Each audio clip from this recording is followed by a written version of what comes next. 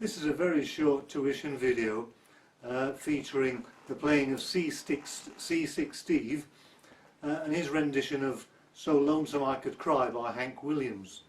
And I chose to do this because it's an example of how something really simple can be incredibly effective. We can try many tricks to try and get that authentic bluesy sound, and then someone like Seasick Steve comes along and plays something incredibly simple because he's not a fantastic guitar player, but he nails it. He really knocks it out of the park because it really speaks to the emotions, and that's what the blues is all about. If you listen to the original song by Hank Williams, it's pretty bouncy. It's country and bouncy, and Steve just plays it in open D, so it immediately gives it a bluesy feeling. He plays it very slow with a lot of feeling, and the effect is wonderful. Listen to the original. Now I've got my cap on the first fret here because it suits my voice, so you can ignore that. If you stick with the video to the end, at the end you'll find a link to the tablature for So Lonesome I Could Cry by Seasick Steve.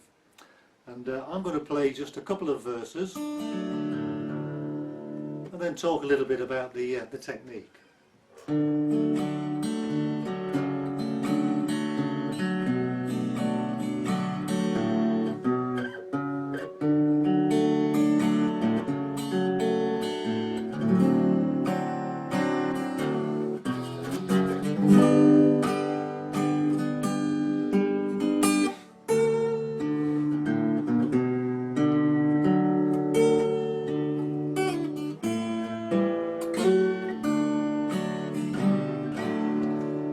Did you ever see a whippoorwill that seems to blue to fly? That midnight train is wide and low. I'm so lonesome I could cry. Did you ever see a robin weep? It seems to blue to fly. He seems to have lost the will to live. I'm so lonesome I could cry. Did you ever know a night so long when time goes crawling by and the moon is moving behind the clouds? Just hang his head and cry.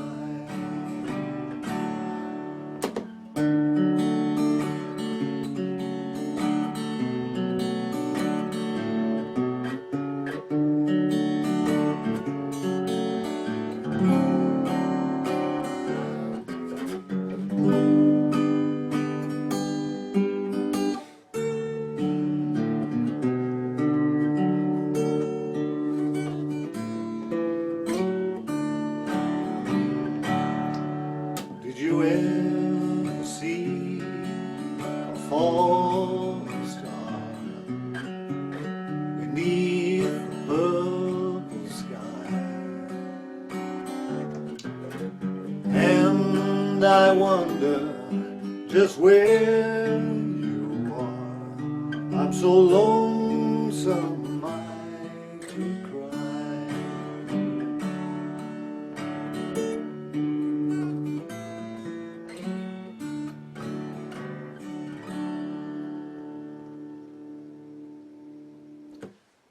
Take a listen to Hank Williams' version and Seasick Steve, and you'll see what an amazing transformation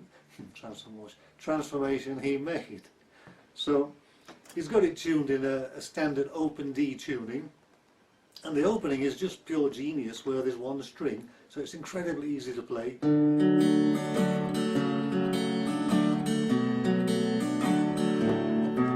back up again to the 5th fret, and it's a combination of just a single 4-finger hit and then a little strum up and down, and then back down.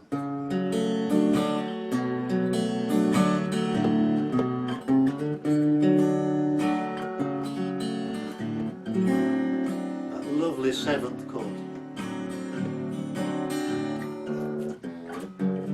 The bar on the 5th fret, and I start off with a strum, a thumb stroke, then a strum, and then I turn to finger picking.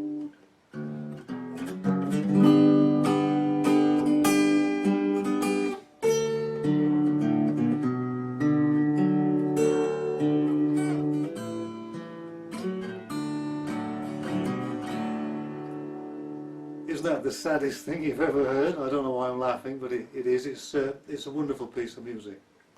Of course, Steve plays this with a bottleneck, and also for the bar on the 5th fret. But instead of that, I'm not a particularly good bottleneck player, so I just use my finger. So instead of the bottleneck moving around like this to provide tremolo, I just give it some vibrato, and it works for me.